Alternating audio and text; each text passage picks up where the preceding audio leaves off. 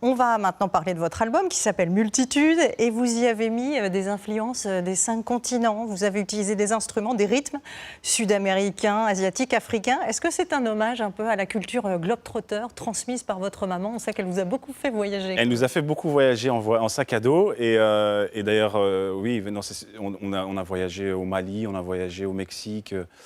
On a voyagé vraiment partout et elle a toujours eu cette envie d'aller voir ailleurs, quoi. Et moi, de la même manière, pour cet album, j'avais envie d'aller chercher des grooves. En fait, un truc que j'aime beaucoup faire, c'est vraiment chercher des grooves différents.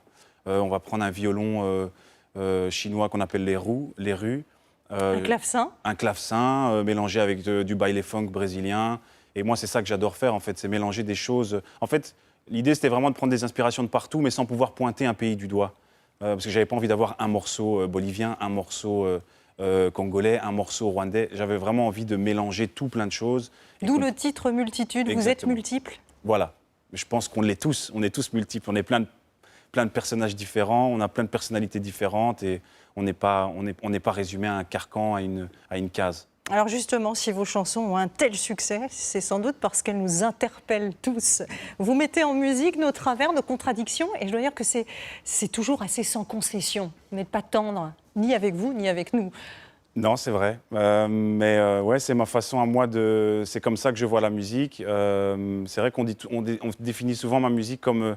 j'ai souvent une musique plutôt joyeuse, avec des thématiques un peu plus sombres, un peu plus tristes. Et je pense que c'est un peu comme ça que je vois la vie, quoi. C'est qu'elle n'est pas complètement blanche, elle n'est pas complètement noire. Il y a des moments difficiles, des moments plus joyeux. Et c'est toujours alterné. Il n'y a pas de haut sans bas, il n'y a pas de bas sans haut. Et c'est la vie. Vous avez aussi, pendant 7 ans, lutté contre un certain mal-être. Vous en parlez d'ailleurs sans détour. Dans vos chansons, vous parlez aussi beaucoup de solitude. Est-ce que la musique vous a aidé à vous en libérer? Je suis pas tout seul à être tout seul. Ça fait déjà ça de moins dans la tête. Et si je comptais combien on est? Beaucoup. Tout ce à quoi j'ai déjà pensé.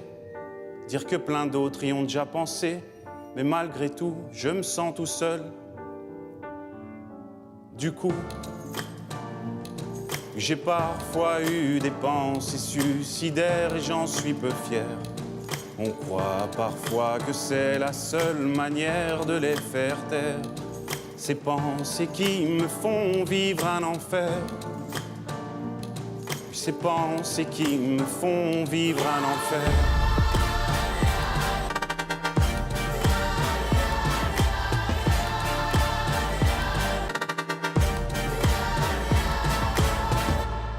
Est-ce qu'il n'y a que moi qui ai la télé et la chaîne culpabilité? Mais faut bien changer les idées. Pas trop quand même, sinon ça repart vite dans la tête. Et c'est trop tard pour que ça s'arrête. C'est là que j'aimerais tout oublier. Du coup,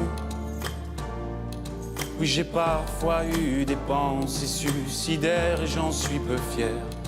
On croit parfois que c'est la seule manière de les faire taire. Ces pensées qui me font vivre un enfer. Puis ces pensées qui me font vivre un enfer.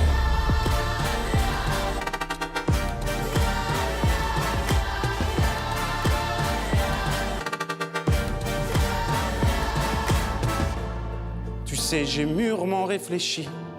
Et je sais vraiment pas quoi faire de toi. Justement, réfléchir, c'est bien le problème avec toi.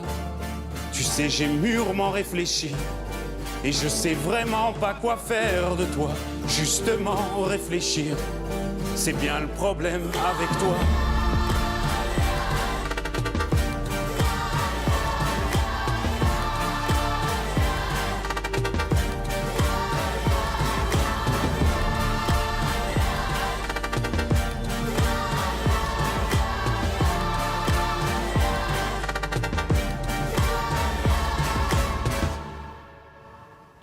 Merci Stromae pour ce si beau cadeau. Ce titre qui s'appelle L'Enfer, il est sur votre album. Vous ne l'aviez jamais encore chanté en public.